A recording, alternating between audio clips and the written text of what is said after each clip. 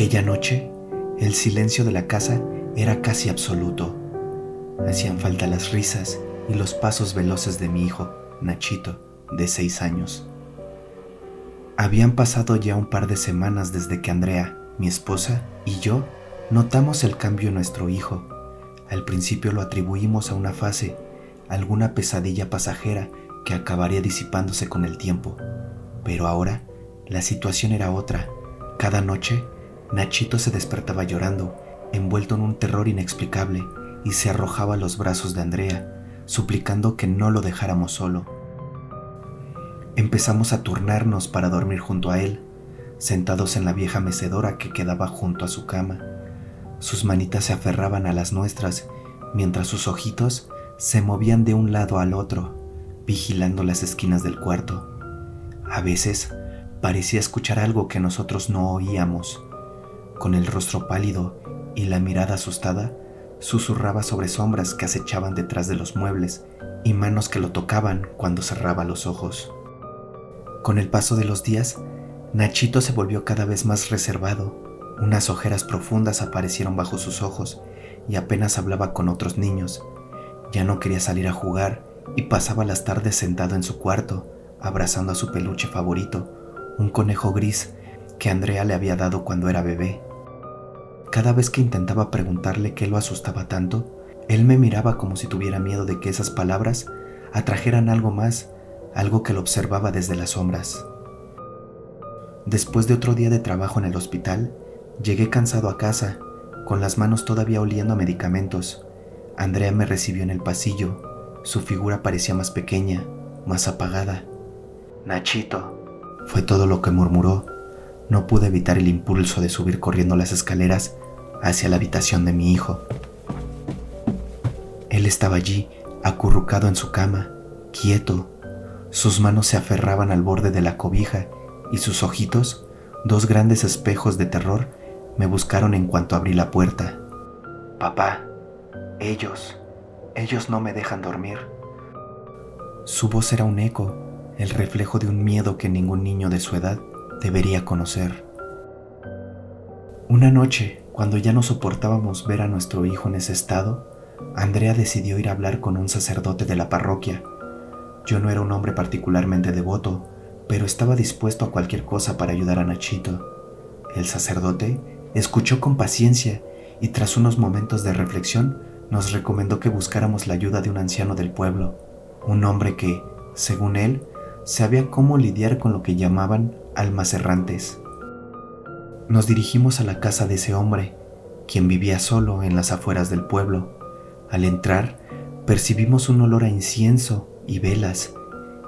Él nos recibió con una mirada intensa, casi amenazante. Le contamos sobre las pesadillas de Nachito, sobre sus temores y cómo, noche tras noche, parecía despertar más asustado que antes. Después de un largo silencio, el anciano se inclinó hacia adelante y con una voz tranquila que pareció un susurro, dijo: «El niño no debe dormir a oscuras». Su tono era bajo, pero cada palabra parecía pesar, como si llevara consigo una advertencia. «Hay espíritus inquietos, almas que vagan y se ocultan entre las sombras de la noche. Buscan luz, buscan calor, y cuando encuentran a alguien vulnerable, lo ven como un faro en la oscuridad». Aquellas palabras hicieron eco en mi mente, y una sensación pesada se instaló en mi estómago. No entendíamos del todo, pero sentí que el anciano sabía más de lo que nos decía, que había cosas que no quería revelarnos. Antes de que nos fuéramos, él extendió la mano y presionó algo en la palma de Andrea, un pequeño crucifijo de bronce. Después dijo: «Dejen esto junto a su cama y no apaguen la luz durante la noche. La claridad ahuyentará lo que él teme. No pregunten más, solo háganlo». Esa misma noche, sin decir una palabra, colocamos el crucifijo en el buró junto a la cama de Nachito y encendimos una lámpara pequeña que apenas iluminaba el cuarto con una luz tenue pero constante. Nachito nos miraba desde la cama, abrazando su conejo gris, con la misma expresión de miedo, como si esperara que algo saliera de las sombras en cualquier momento. La primera hora fue tensa. Nachito mantenía los ojos abiertos, clavados en las esquinas oscuras del cuarto, como si estuviera vigilando algo que solo él podía ver. Pero con el paso del tiempo, su cuerpo fue relajándose, su respiración se hizo más profunda y al fin su cabeza cayó sobre la almohada. Esa fue la primera noche, en semanas, en que Nachito logró dormir. Cuando regresamos a nuestra habitación, Andrea y yo apenas podíamos creerlo. Algo en el ambiente se sentía más ligero, como si el simple acto de dejar la luz encendida hubiera alejado una presencia invisible, algo oscuro y sombrío que, hasta entonces, había estado acechando a nuestro hijo sin que pudiéramos notarlo. Durante varias semanas, Nachito durmió tranquilo y por un momento, Andrea y yo pensamos que nuestro hijo había vencido su terror. Las ojeras bajo sus ojos comenzaron a desvanecerse y su sonrisa volvía a iluminar su rostro, aunque mantenía cierta cautela, como si temiera que ese alivio no duraría para siempre. La calma duró poco. Una noche sucedió algo extraño. Alrededor de las 3 de la mañana, escuché un leve crujido proveniente de su cuarto. Me levanté de inmediato, impulsado por una intuición de que algo andaba mal, y al acercarme a su puerta, escuché su voz, baja y temblorosa, murmurando palabras que me eran imposibles de entender. Abrí la puerta con cuidado, y allí estaba Nachito, sentado en la cama, mirando fijamente hacia una esquina oscura del cuarto. «Papá, ellos volvieron», susurró sin apartar la vista. Su voz era un eco de miedo. En el silencio del cuarto, solo el zumbido tenue de la lámpara llenaba el aire y el crucifijo junto a su cama parecía emitir una leve vibración, como si intentara protegerlo de algo que no podíamos ver. Le pedí que se acostara nuevamente. Le aseguré que estaba a salvo, pero sus ojos seguían pegados a aquella esquina, tan oscuros como el propio miedo que los llenaba. Lo arropé y le prometí que no le quitaría la vista de encima hasta que se volviera a quedar dormido. Pareció calmarse y al cabo de unos minutos sus ojos comenzaron a cerrarse lentamente, pero justo cuando pensé que se había quedado dormido, su cuerpo comenzó a tensarse, sus pequeños puños se cerraron con fuerza y su rostro se contorsionó en una mueca de angustia. «Papá, no quiero que me lleven, no quiero irme». Un escalofrío recorrió mi espalda. Me incliné sobre él, tratando de calmarlo, pero su respiración se tornó rápida y entrecortada, como si estuviera luchando contra algo invisible. Andrea llegó corriendo al cuarto y entre los dos intentamos despertar a Nachito, pero sus ojos seguían cerrados y su cuerpo se convulsionaba ligeramente, como si estuviera atrapado en una profunda pesadilla. Andrea y yo nos quedamos congelados, incapaces de aceptar lo que acababa de suceder. Era imposible que Nachito, nuestro hijo, se hubiera ido así, sin más.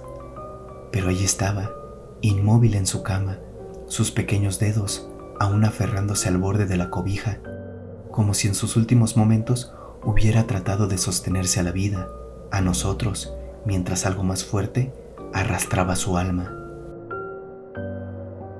Al día siguiente, el sepulturero del panteón nos ofreció una parcela apartada para enterrarlo, asegurándonos que allí estaría rodeado de paz, protegido de cualquier inquietud.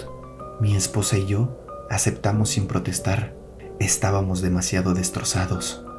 Pensé que con su entierro encontraríamos algo de paz, que Nachito, al fin, descansaría en un lugar en donde ninguna sombra pudiera alcanzarlo, pero apenas días después empezaron a correr rumores en el panteón sobre noches en que se oían susurros, noches en las que la lápida de mi hijo parecía moverse sola.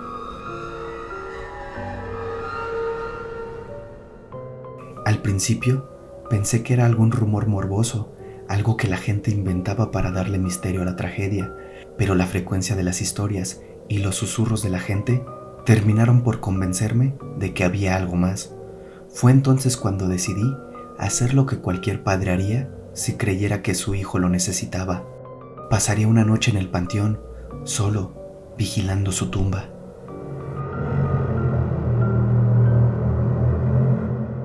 Aquella noche, el silencio del cementerio se me hizo pesado y extraño. Las sombras parecían moverse en las esquinas de mi vista. Me escondí entre las lápidas, con la mirada fija en la tumba de Nachito. Me sentía vigilado, pero me obligué a mantenerme quieto, alerta. La madrugada avanzaba lentamente y mis pensamientos iban y venían entre el dolor y la frustración, preguntándome si todo aquello era solo producto de mi propio miedo. Fue alrededor de las 3 de la mañana cuando escuché algo, un crujido bajo y pausado, como si alguien moviera una piedra pesada. Me acerqué a la tumba de Nachito y entonces lo vi. La lápida estaba lo suficientemente abierta como para que el terror se apoderara de mí. En ese instante, el silencio fue roto por un susurro tenue que se filtró en el aire. «Papá, no apagues la luz, le tengo miedo a la oscuridad». Reconocí esa voz al instante. Era Nachito. Al escuchar esto, me di cuenta de que debía hacer lo que fuera necesario para tranquilizar el alma de mi hijo. Al amanecer, regresé a casa y busqué lámparas de aceite, linternas, velas, cualquier cosa que pudiera iluminar su tumba. Esa misma noche, volví al panteón y coloqué las luces alrededor de su lápida, una por una, hasta que toda la tumba quedó rodeada de luz. Y así continué, noche tras noche. Andrea no comprendía lo que hacía y yo tampoco encontraba las palabras para explicarlo. Todo lo que sabía era que, al encender esas luces, mi hijo, por primera vez en mucho tiempo, podría descansar. Los rumores sobre la tumba de Nachito cesaron. La lápida nunca volvió a abrirse y el panteón recuperó su tranquilidad. Con el tiempo, las personas comenzaron a visitar su tumba, atraídas por las historias y la gran cantidad de luz que rodeaba el sitio. De algún modo, su lugar de descanso se convirtió en un sitio de peregrinación y la gente empezó a llevarle juguetes, dulces y ofrendas, tratando de apaciguar su espíritu. Y así es como finalmente logré que Nachito descansara en paz, arropado por la luz, lejos de las sombras que lo atormentaban.